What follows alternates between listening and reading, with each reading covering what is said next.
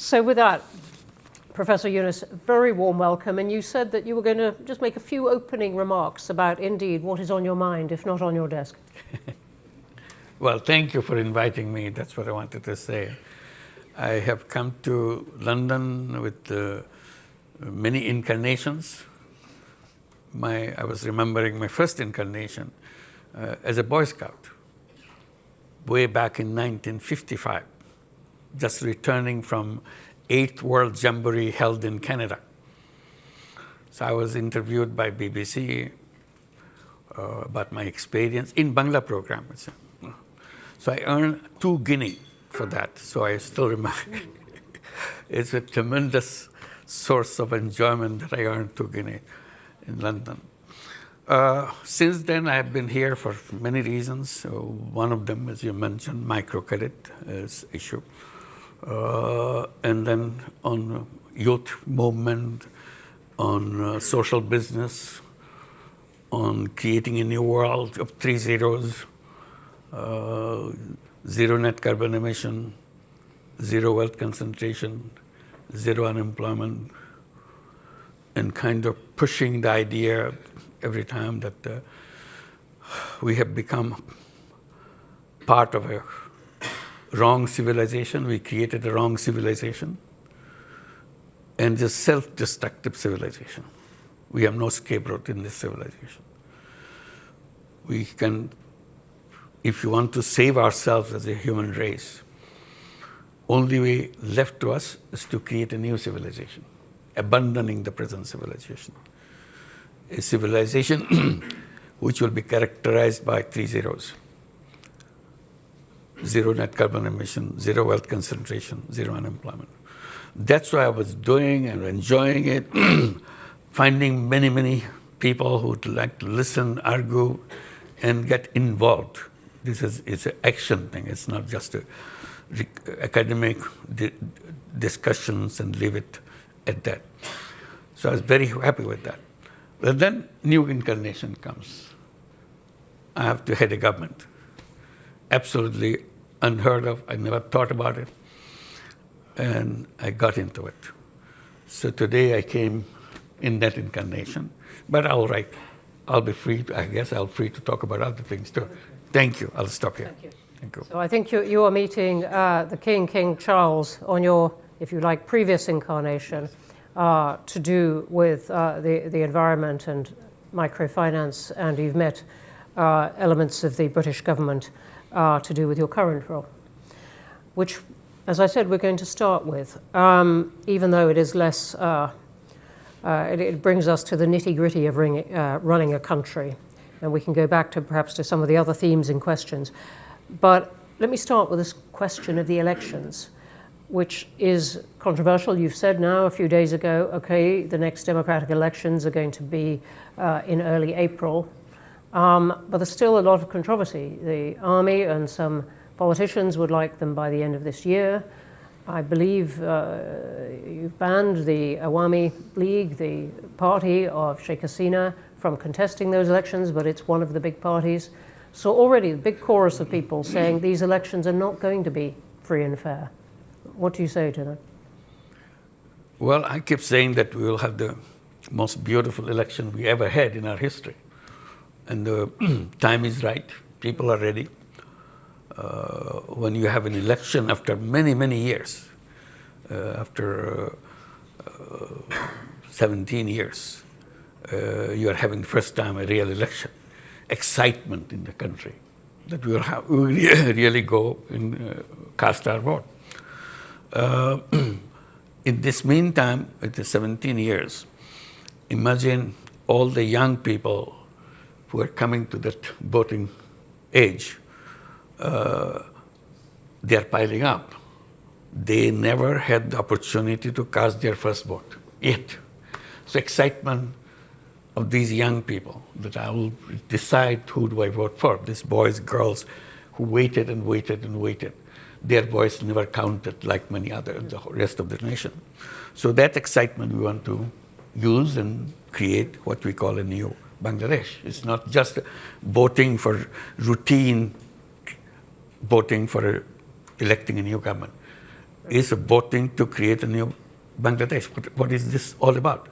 That's the promise we made as we were given the responsibility to make sure that the ideals, the dreams of all the young people who gave their blood just the other day before we took the responsibility, we honored their wishes, we honored their dream. We want to say goodbye to the old Bangladesh and create a new Bangladesh. So we defined that new Bangladesh by three things. One is reform. We don't want to go back to the institutions who created this. So we want to reform all the institutions we have in the country. So we created commissions for each institutions to study and give us recommendations, what fundamental changes in all those things. So we had a series of those commissions. They have submitted their reports, lots of recommendations, very, very drastic changes in the institutions that we have, elections, parliaments, constitutions, civil service, everything. So those recommendations. So we are looking at those recommendations, but our job is to build a consensus with all the parties. So we created a last commission, Consensus Building Commission. Have you heard about something like that? Consensus Building Commission? We have them. So their responsibility is to go through all the political parties, sit down together, find out which are the recommendations they will accept, and see in which recommendation all parties accept. That's a tough job for Bangladeshi politicians to agree on something all parties agree. You know, I must say it would be tough for many politicians to agree on that because, and that's not a joke about politicians, because they might say, look, that's taking away the democratic element. Why don't you trust the voters? Trust the voters to vote for any of these parties and rely on them to use their judgment to pick the best ideas, rather than a commission appointed by you and your colleagues picking which ideas you like. I wish we could do that if everybody understood what is a bicameral legislations, what the proportional voting is all about, all the complicated things you tell them, oh, forget it, how much money you give me, I vote for you. So make it very simple. So you pay me some money, I vote for you. That's all. All voting may translate into that. So we said we don't want to go to that part. Public, all the voters can watch this debate. This is all debate. It's on the newspaper every day. Happen. So ultimate aim, to make it short, ultimate aim is to get all those recommendations where all the parties agree, put it in a separate piece of paper. This is where all the parties agree. And then we celebrate all the parties signed that agreement. We call it July Charter. And we are waiting for July to come next month. This charter will be presented to the nation, July Charter, and we celebrate. On this basis, now we'll have the election. That's how the election procedure was done. So one is the reform agenda. Next is the trial of the people who are perpetrators of all the things that happen in Bangladesh. I don't have to elaborate. It's a huge thing. It's a terrible thing that happened to Bangladesh. People were killed point blank on the street every day. Your son, your daughter went out, never came back, just shot. Two friends went out in the street saying goodbye to each other. We may not come back. Maybe one of us will come back, another will not come back. We say goodbye to each other. Went out of the street. Either none of them came back or one of them came back. And that's the period we passed through. This is coming as almost a year now. So we'll be celebrating those days of July and August and have this charter. And one is reform, another is the trial of all the perpetrators of this. People disappeared every day, and nobody knew where they disappeared. Where did they end up their life? And horrible stories after stories. These are all documented now. So we have to find out why it happened, who did it, under whose orders. So we have to try them. So this is another agenda for us. Number 3 is the election. So we are talking about the election. So these 3 are responsibility. So I'll come on to the trials of people involved in a moment, but I just want to stay for just one moment on this question of the Charter, because critics of what you're doing would say, look, you're ruling out lots of political parties, anyone who doesn't agree with this Charter. for example, the Awami League. So you're not really giving people a choice, that this is not a democratic process. This is a very nice, wrapped up in lots of words about consensus. This is an authoritarian step for Bangladesh to take. Yeah. Well, there's a debate about that too. I mean, the debate is Awami League a political party?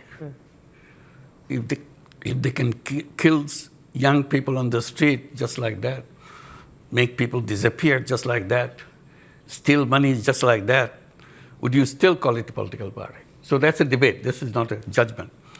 The issue came on the 5th of August. The former prime minister fled the country. So people were celebrating in the whole country. Finally, we are free. So we thought this ends on the 5th of August after departure of former prime minister. For us, chapter is closed. This part is over. Now it's a country without them. But those who fled, for them it didn't end. They continued the same thing, in absentia, doing it from another country, exciting people. They're fighting on the street. This is the 10th month now. None of that party has ever expressed this remorse. Sorry, our fault, somebody's ordered, somebody got killed. I'm not responsible for it. I feel terrible that I have to be part of that. None of them. So we are for them it continues. So for us, it is ended. So we don't feel safe there on the street demonstrating. They're threatening the people who are already the leaders of this uprising. So safety of the country, safety of the politics of the country, the nation has decided that for the time being, the activities of Awami League will be suspended for the time being. That's all we have done. We have not banned Awami League, we have not done anything. Until the trial is over, that's all. The trial of those people? All the people who found guilty. So let me ask you then about that. Sheikh Hasina is obviously under the care of India, now in a secure house there, which she fled to. We'll come on to relations with India as a result. But if I said to you, why not leave the question of the trial to the next elected government? What would you say? Why is this interim government going to deal with it? I didn't decide it. We are given this task by the people who invited us to take the responsibility, 3 tasks. And we accepted those 3 tasks. We are just going through that. Let me just ask you one other thing on this particular period. I'm looking over at some of the media, but there have been a lot of reports of a clampdown on media in Bangladesh over this period. What is your response to? It's false. It's not true. Not true. They never had so much freedom in their life. They can say anything they want. Yeah, we may hear some of that later. I know. Yeah. Let me come on to other questions about the economy, which is the role of anyone who takes on a job as you have done, and suddenly dealing with the economy of your country at a particularly difficult time. What has been the impact of the upheaval in tariffs that the world is going through?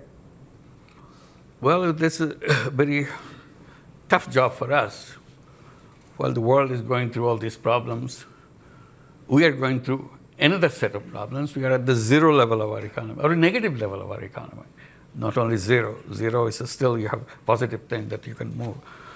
We have huge bills to pay because all the mega projects previous government took, so that they can make lots of money out of that, cut from those things.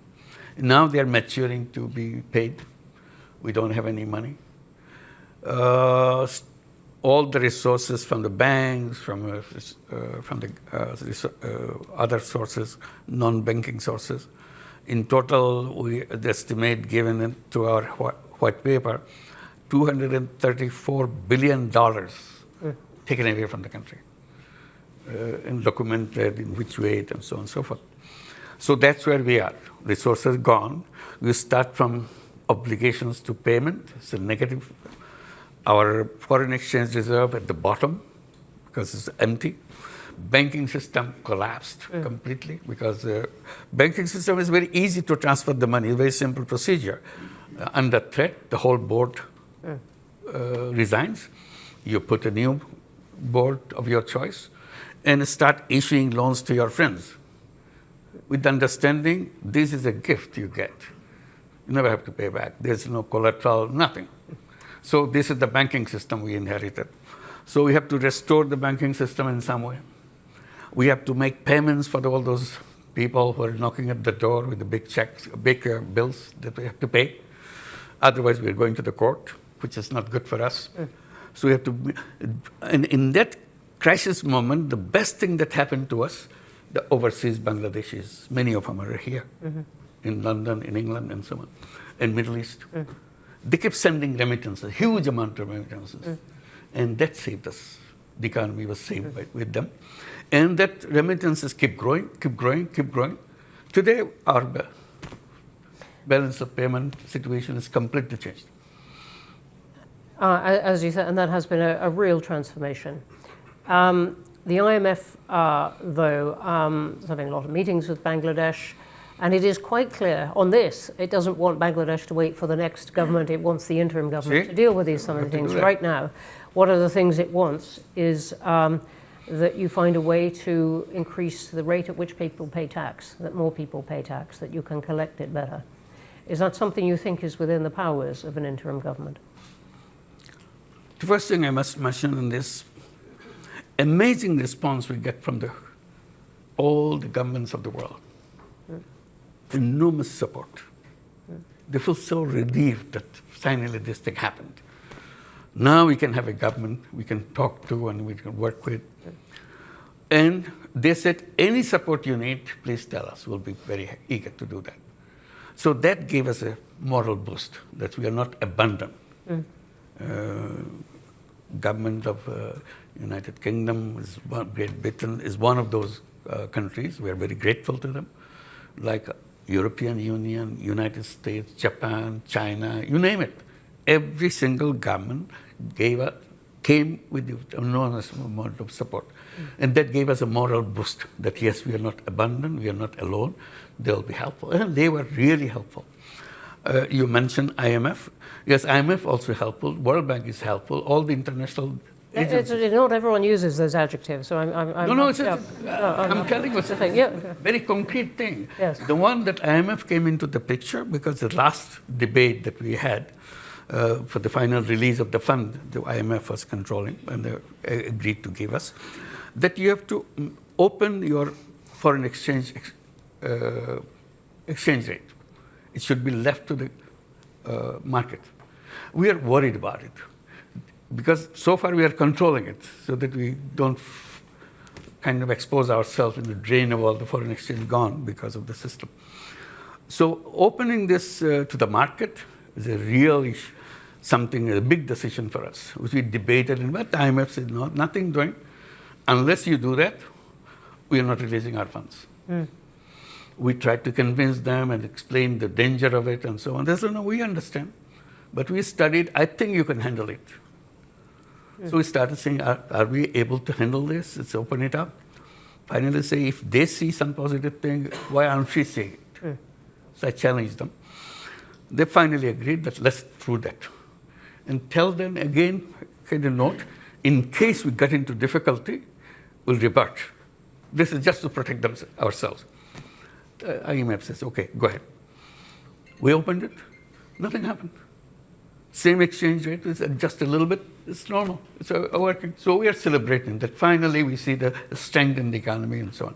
So IMF role is very positive. It's not a negative one. It's not trying to push us into trouble because of there's some principle they're holding on to. It's not like that. We were not willing to jump into the water. They said, come on, you do it. You can make it. And finally we made it. That's it. So we are thankful to IMF. Okay.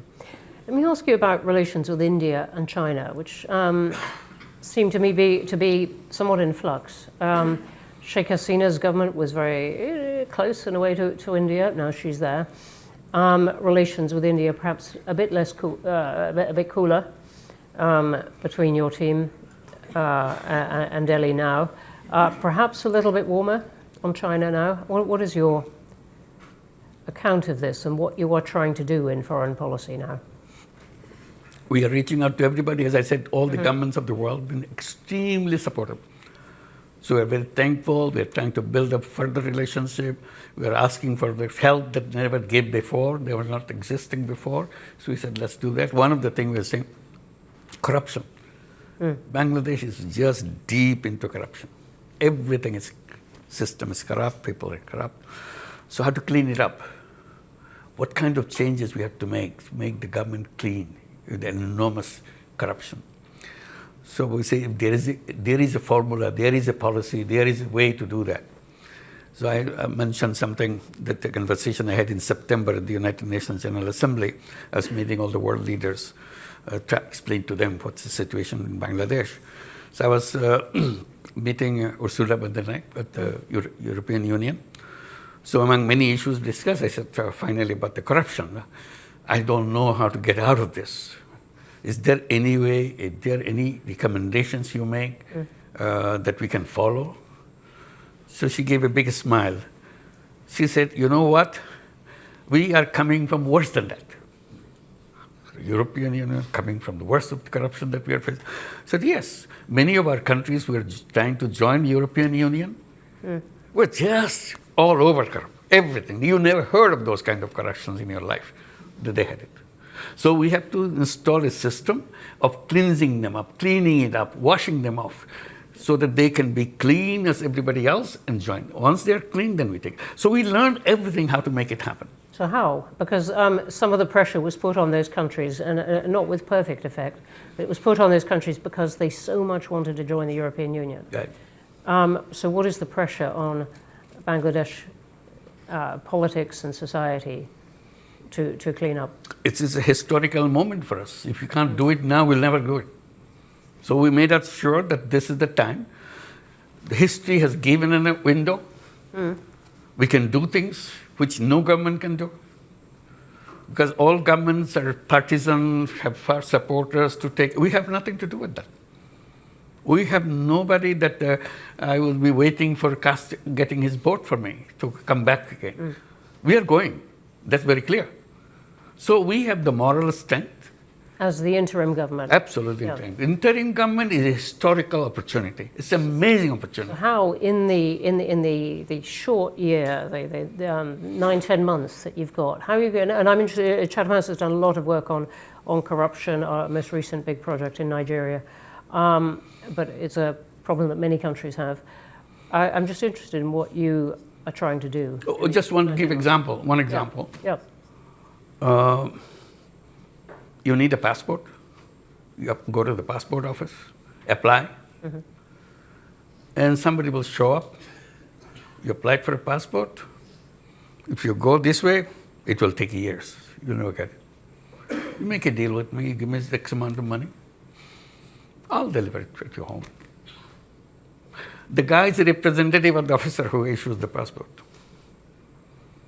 So everything that you see outside, all the norms, rules, procedures, now implemented not by the government officials, by their representatives who split the money that they earn. So what we said, from now on, we'll deliver passport online. And people were very happy that, okay, you can issue passport online. They go there to get this or try it at home. It doesn't work. What happened? Server is down. Somebody's manipulating. It's really interesting. I mean, several countries are finding a way to use technology to cut out the person behind the desk. Very helpful. Yeah. So what we did, we started this, started creating some kiosks. Government Service Center. We don't say government, Bangladesh Service Center. Young guy with a computer sitting there, boy, girl, been trained to give all the services. This is all, we made all these months, we are preparing all the ministries, every service you got, whether you're paying taxes, or you're issuing driver's license, or you're issuing your renewal of your passport, whatever, or your land tax, which is absolutely complicated. They can make as complicated as they could. So now everything has to be delivered online. So we trained these young people, just started last month, this kiosk. And you come, there's a price list. If your passport, so many days, this month. It's so many days, and we deliver home. Not all, you give your message, you come and pick it up. That's it. So we have 3 centers now. Within next month, we'll expand to several more. Gradually add to several more. And we are challenging every ministry. How many services you are ready to provide online? They said, we have 5, we have 10, we have 15. Okay, whatever you give it to them. Train them. If there's difficulty, we'll have a meeting together. Why you are having difficulty? Maybe technological, we'll solve that problem. It's our job. I said, the task of the interim government, by the time they leave the government, all these services will be available to people, and all the ladies at home in the villages, women, housewives, they will be delivering these services. We'll train them, they will deliver it. They don't have to come to the city to do that. Wherever you are, you have the computer, you have everything. Or the phone, yeah. So this is the journey that we want to complete. All right. So thank you for that detail, which is very inspiring. I want to jump to a vision of something much more difficult, which is the Rohingya. Hundreds of thousands of them in the camps. What is going to happen? Well, that's the question I raised as we came to the responsibility. Rohingya is mentioned. Only time they mention who is paying for their food, who is paying for their education of the kids, that's about it. I said, then what? No question. Nobody's answering that question. There are international organizations helping this.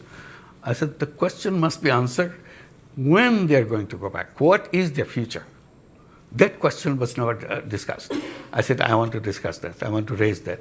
So we went to the United Nations General Assembly. I had a special meeting of all the donor countries who were helping the Rohingya issue and raised this issue. Do you have a map, road map, when they want to go back? Oh, no, we have not done that. I said, please do that. Because unless, even if it's a 10 years, 20 years now, have a date.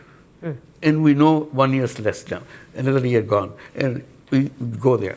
So we are working very hard to make sure that we can repatriate those people to go back. In the meantime, we have problems. U.S. government stopped all the money, USAID money. Absolutely. Suddenly disappeared. And what used to be $12 a month per person for food, suddenly that $12 disappeared. Somebody said, okay, we can accommodate for 2 months for $6 a month. I said, okay, 6 months. Now it's $3 a month. What do you do with the $3 a month for whole food for a family, for a person or something? So we're going through that process now. So organizing, again, going back to the world community, said, look, you asked us to host them. We are hosting them. But responsibility of maintaining them, you took yourself. So please don't create a problem. Who are you talking to in that? Who do you really have in your sights that you would like help from? There's a whole group of countries who are with us, who was connected with the Rohingya thing. We have meetings with them. Is the UK one of those? Of course, it's a very important one, not only one of those. The UK is a very important supporter of the whole thing, even now, in this crisis period. So we urge to have a global meeting of the Rohingyas on these issues and related issues in September this year at the United Nations. Have a separate UN General Assembly session on that, on the sideline of the General Assembly. Have that and discuss all these issues. This is one. In the meantime, political changes happening in Myanmar. Rakhine State is taken over by Arakan Army, which is all the hub of the Rohingya population. They have a new push of the Rohingyas pushing into Bangladesh. We started with 1.2 million Rohingyas. Now it's another 200,000 coming in from the other side because of the things that are happening on the other side. So increase. And the most dangerous thing that I felt, and I started raising that, I said, when they came, Rohingyas came to Bangladesh, they came with their kids. They didn't leave their kids. Some of the 2-month-old, some of the 2 years old, some of the 5 years old. I said, 7 years are gone. The 5-year-old became 12-year-old, and so on. And each year, there are 35,000 children are born. So they are growing up too. So we have a whole new young generation coming up. And they have no hope. They don't know who they are, what they are supposed to be doing. It's a prison that they live in, but they have the mobile phone. They see everything in the world. So they see, what is our future? I said, these will be very angry young people growing up. How their anger would be expressed, we don't know. Whichever way it will be expressed, it will be a big explosion, I can assure you right now. Please help us so that before that explosion point comes, we can take care of them. They're happy with their life. They're as creative, as talented, any of our kids. They are no different. But they are in a situation, they see the world outside on your mobile, we see their televisions everywhere, but they don't see their life. They're in a prison. And why they are in prison? They have stories to listen to their mother, their father. No answer, why do we come back home? And that's a very important question to be answered for them. And your plan is still that eventually they go back home? That's the only way it can be solved. You're not going to integrate them into Bangladesh? It's impossible to do that. It's impossible. Why? It's already the people who live around the camps, very hostile. Very simple reason. You get everything free. And we are struggling to make a life. And then you take our jobs, you take our food, you take away things from us. Why didn't you go back to your country? Why are you interfering with our life? Those kind of things. Your children having a fun life, our children, no life. To them it's a fun life because you're sitting there not playing games. It's a fun life. Our children is working hard, but no life. So that will spread. The moment you say that, you promise that they will go back. The government promised that they will go back, and they know that.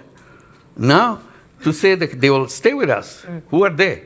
We are having difficulty now. You are putting them into us. No political government, no government will accept that. You've made the point very, very clearly. Let's go to questions. There are going to be a lot of them because there are a lot online, I can see already. Well, a lot of Hands up everywhere. Can I take the first opportunity? Who is speaking? Me. I'm going to go to the woman here in the front. Okay. And then we're going to go one at a time. I'm going to take a couple here. I will come to you. And I will get the people in the back as well. Thank you for the opportunity to question you. My name is Sami Akhtar and I'm a UK correspondent for the Daily Sangram Pratidin. So I have a question for you about your reformation agenda. You have said that for the freedom country or Bangladesh, new Bangladesh, you have to change some key pointers. Those are related to your reformation, which is reform. So now my question is to you that when you arrived at Dhaka airport on 8th of August 2024, you said that your main challenges is to bring all the people together. So whenever we see that the Bangladesh first president, Bangabandhu Sheikh Mujibur Rahman's, his house was demolished by over the 6 hours by Dhaka City Corporation bulldozer. So there we have seen that the administration was silent. So on this basis, you have you have made division by separating particular persons or their supporters. So on this basis, we can say that how you plan for reform Bangladesh or make unity, accept them, and are you an only advisor for the other half, excluding them particular parties or the persons? Okay. Thank you. Thank you very much indeed. There's a lot of questions. Yeah, simple answer is lots of questions, lots of issues, all came at the same time. We can handle everything right away. So it's a kind of period that we have gone through. Things have calmed down, come to order. Now we are dealing with it. Bringing order to the nation was a big task for us because the police force that we got, yesterday they are shooting at the kids. And today, suddenly they said, okay, clear the road, get out. Who are you? They want to beat you up because you killed my brother, you killed my son, you killed my sister. And now you're telling me to do what to do. So they're afraid to go to the road. So we had a deadlock situation. We didn't know how to handle those kind of things. So it took time. And luckily, I can report you, that has come down now. People are accepting the police, all the people that identified as the perpetrator of all the terrible things that happened to Bangladesh, taken out of the services. and they will be under trial. This is the trial becomes such an important thing. You know the person. It's not something some police. I know the guy who did that. It's in front of me. It's in my video. I can show you my video. The whole thing happened in Bangladesh with open videos everywhere. So all recorded. It's an amazing kind of uprising where every single event is recorded as it happened. Not one camera. Everybody has a camera. Everybody's taking it. It's all been assembled, it's identified, and we are trying to clean. We are not saying that we are a government that solve all the problems. We are successes. We have now a police force which can bring law and order in the country and so on. So we are, and the unity of the political parties is a number one goal for us. We have been sitting together. All this thing we're talking about creating a July charter. It's not an easy thing for all the parties to sit together and debate. But we're doing that. And I'm promising you here, and I hope I can deliver you in July. July is next month. That charter will be announced in the presence of all parties. That's the best unity you can get in any country after a revolution within a month, within a year. Okay. Thank you very much. Come, the front row here, the man next to you. It is so packed. Thank you, Chair. Would you like to say who you are, please? My name is Bulbul Hassan. I work for Channel S Television. I've got a very precise question. People in Bangladesh, a significant number of people in Bangladesh, apparently disillusioned with the conventional political system. So once the election is over, the democratically elected government takes over. Are you in a position, or do you have any desire to be a part of that government? No way. No way. Good one. I think none of our cabinet members would like to do that, not only me. So our job is to make sure the transition is managed well and people are happy when we hand over power to the elected government. So we want to make sure election is right. That's a very critical factor for us. If the election is wrong, this thing will never be solved again. It will be very difficult. Thank you for the question and answer. Right, let me count. Last one in the front row here, and then I'm coming to the back and over here. We've got good time. Not for everyone, but lots of time. Sorry, no, I'm this chap here. Sorry. Hi, thank you very much for arranging this event. My name is Diwan Mehdi. I'm the Director General of British Bangladesh Chamber of Commerce and Industry. First of all, I would like to say thank you to you for taking the responsibility in a big chaos when the young generation was wanting for a big change. So you showed the courage, and we appreciate your time and patience. We had no other option. Therefore, Okay. My question is to you. We have seen a very surprising role played by India. They seem to be a democratic country, but when it comes, we talk about Bangladesh, their role is very unclear. In what capacity, if I speak very legally, they are keeping Sheikh Hasina in their country? Well, there would be a trial going on in our country. And the same question was asked in their parliament. They did not have any clear answer.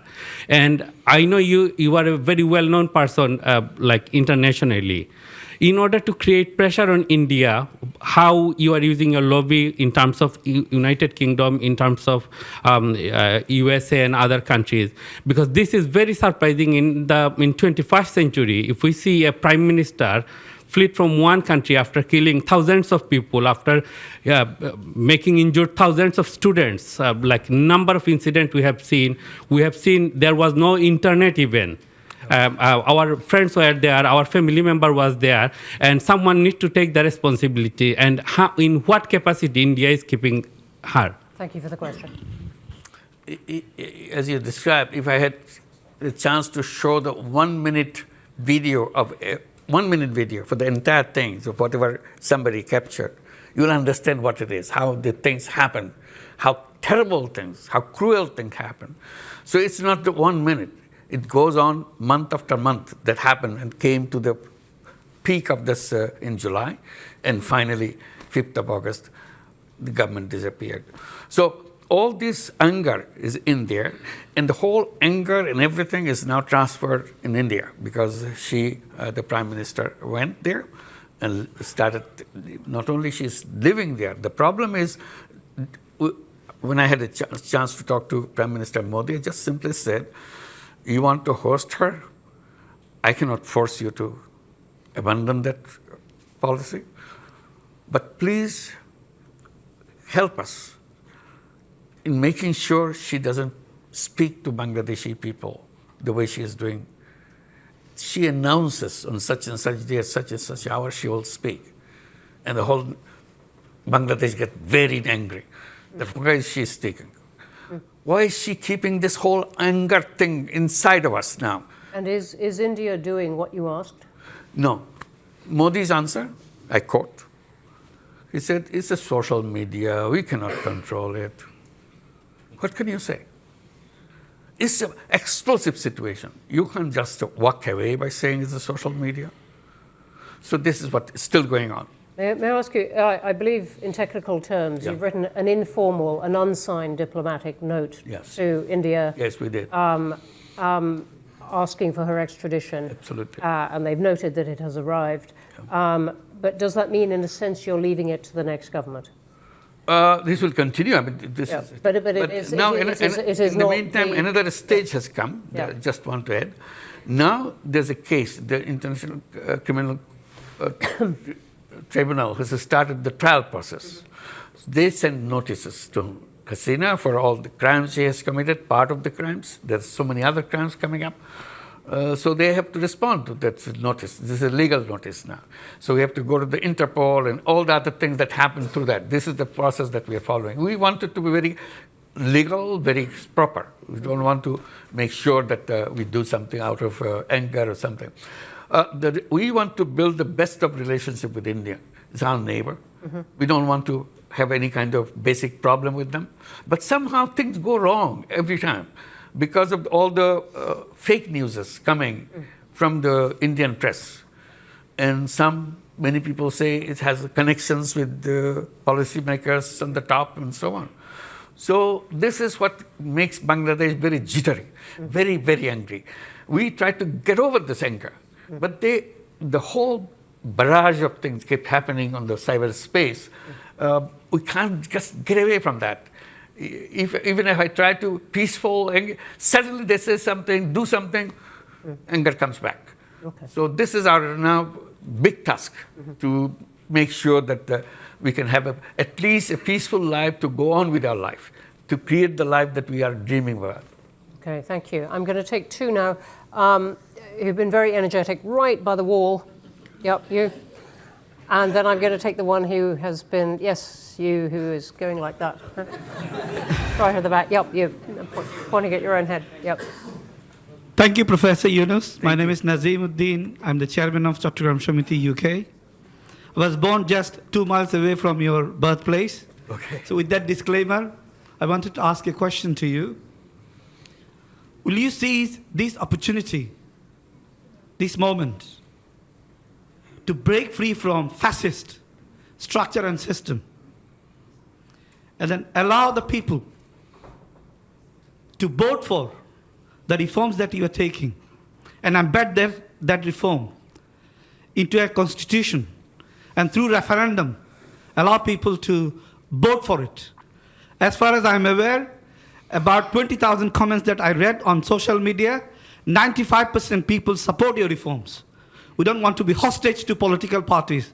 Why don't you just go back directly to civic societies and the people and allow them to vote whether they would like to go ahead and change Bangladesh for the future and make it a real tiger for the world economy. Thank you. Thank you. Thank you. I want to be clear. Are you asking for a vote on the charter? Absolutely. Yeah. I'm asking is that July Charter, of course, will be a legally binding agreement. Yep. But in order to sustain that reform, it needs to be structurally built in within Constitution. You'd like a vote on that? Yeah, we heard about that, about having a kind of referendum on the issues that we have. There are so many complicated issues. The argument is referendum will be meaningless because most of the people don't even understand what you're voting for. So people will laugh at it, that it doesn't make any sense. So it's the politicians representing the people, all parties. They are involved in all these political issues and all the national issues, and they're supposed to understand, they're supposed to debate. If they have agreed together, all parties, that's what we are focusing on, all parties, then it's more real than giving it to a referendum of all the package. It's a big package. So this is what the path we took. Referendums have lots of problems Yeah. with them, as many countries know, but You must be referring to something, they're smiling. but it would answer the point, the Yeah. challenge to you, that this charter is in some way not democratic. We can come back to that. Let me come to you who stood up. You've been very energetic. Chief Advisor, welcome to London. Thank you. On behalf of British Bangladeshi community, I'm Councillor Saifuddin Khalid. I'm also a practicing barrister, British Bangladeshi practicing barrister in London. I have two questions for you. How confident are you? Could you possibly have just one? It's very quick two questions. I'm not going to make a statement. How confident are you that the political and democratic organs will be well equipped to hold a general election, a credible election with level playing field by April 2026? We'll try our best. And secondly, British Bangladeshi community would like to have a meeting with you. Do you have a plan to meet British Bangladeshi community who are eagerly waiting to meet and have view exchange with you? Thank you, Chief Advisor. Thank you. Thank you very much for inviting. I wish we could, but our program made such a packed program, rushing from one to the other. Thank you so much, but definitely we'll try to keep in touch. Thank you. We can take this Very kind of you. as part of the meeting. I'm going to the woman in a white shirt there. Sorry, I can't quite see. Yes. Thank you. Hello. Professor, my name is Dr. Zoe Mandage, and I'm very, very interested in Bangladesh, and especially the young generation, the generation which stood up for justice. And this is a role model for all of us. My question is that with the new technology such as AI, what can be done? What is in your policies and support you're giving to that 10 million student who rose in terms of, having a hope for future, getting a foot place in the market, in the global market for future and for jobs? And there are obviously countries around you that are running special AI programs.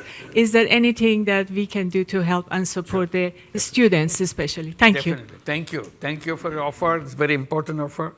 We want to be supportive of the young people as much as we can. And I try to bring to the notice of the world and notice of people in Bangladesh. Bangladesh is a very unique country. It's the 8th most populous country in the world. Don't forget that. It's a huge number of people in that country, 180 million people, in a very tiny space. The most important part of that is not about the density of the population, is about the age of the population. Half the population of that 180 million, 90 million people, is under the age of 26 and younger. So this is a unique feature of Bangladesh, where many countries getting older and older, they don't have people to work in these countries.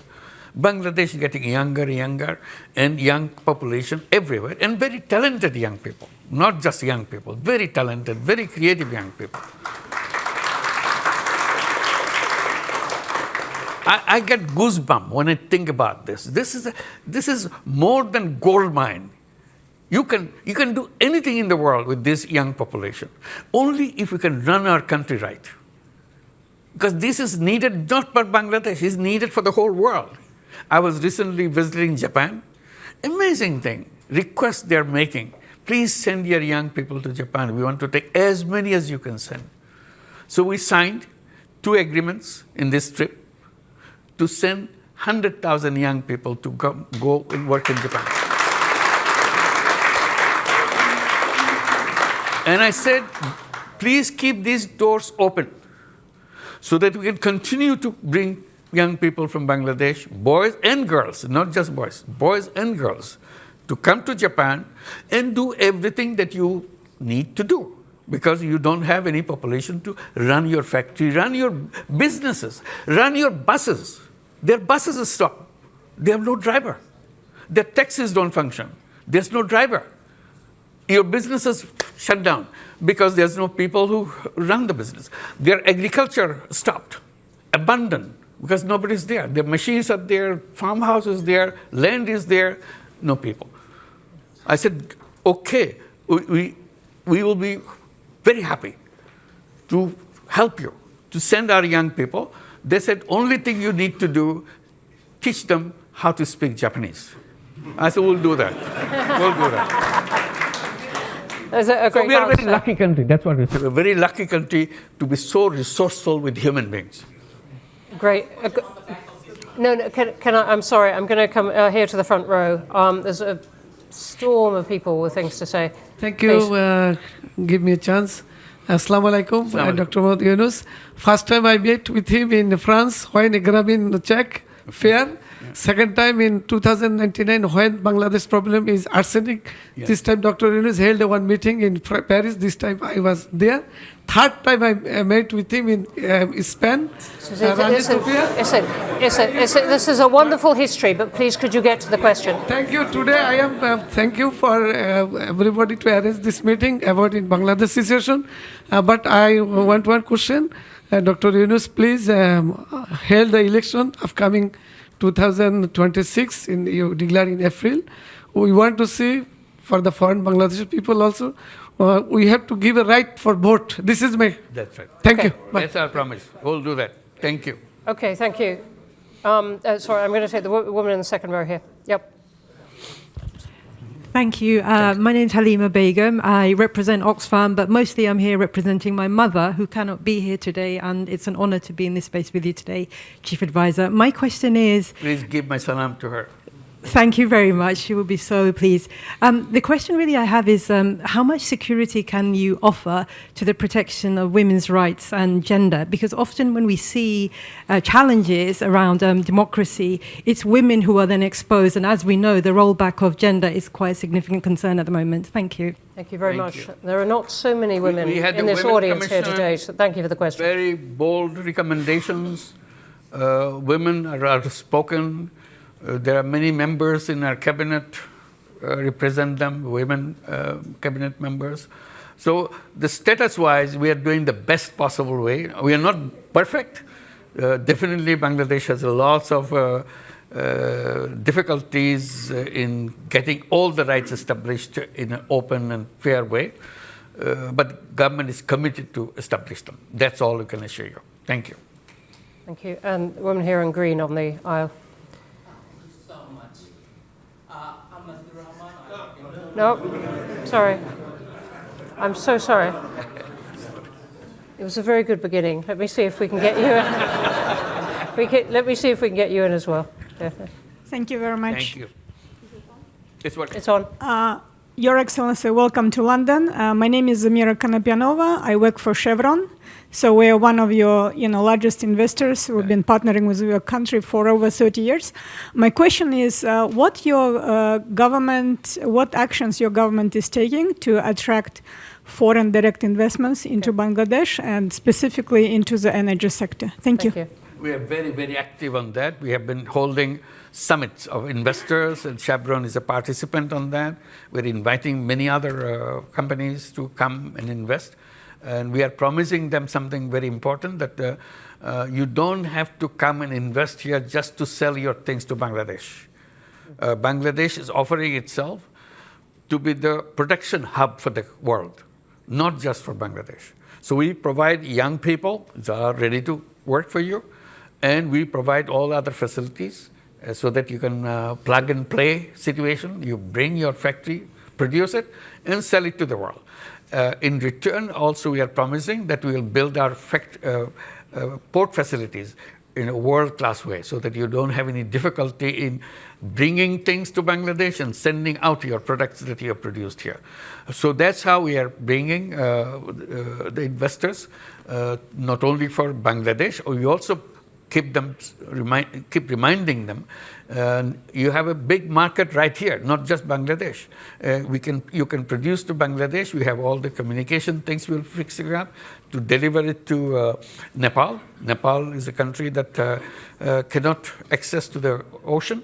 So we will give you the access to the ocean, and you produce it, bring things to Nepal, to Bhutan, even the Seven Sisters in India, where also we open up, so that we all prosper together. This whole region is a potentially very attractive region for productions. So we are inviting all the companies to come and make use of all the facilities that we are creating. Thank you. Thank you.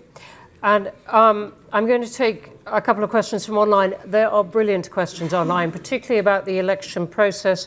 I think we've covered it as much as we can in the time, but thank you for the questions. Let me take a pair of questions which are on the Bangladeshi community in the UK. One from Anamoy Chowdhury saying, Your Excellency, Bangladeshis living in the UK are sometimes regarded as a disadvantaged community in comparison to others. What advice would you offer to help shape a more prosperous future for them? And then there's one from Katie Dominy saying, what would you like the British Bengali community to do to help Bangladesh? Absolutely. This is an opportunity of lifetime. That you are here, you are lucky that you have access to so many knowledge and success and services and resources. Please bring it to make changes happen in Bangladesh. This is the time for Bangladesh to change fundamentally, not just a touch and go kind of thing. It's fundamental changes Bangladesh is waiting. One of the things we're encouraging to build up apps so that you can tell us who is willing to do what kind of facilities, what kind of knowledge, what kind of ideas that you can share with us so that you can come and help us to build the country that we are all trying to help transform itself in the quickest way possible. The potential is there. Simply connections with the people. You are here is a tremendous resource for us. Here in the USA, in Japan, in many other countries, the Bangladeshi community, very resourceful community, and we'll be very happy to have your support and your work. Thank you.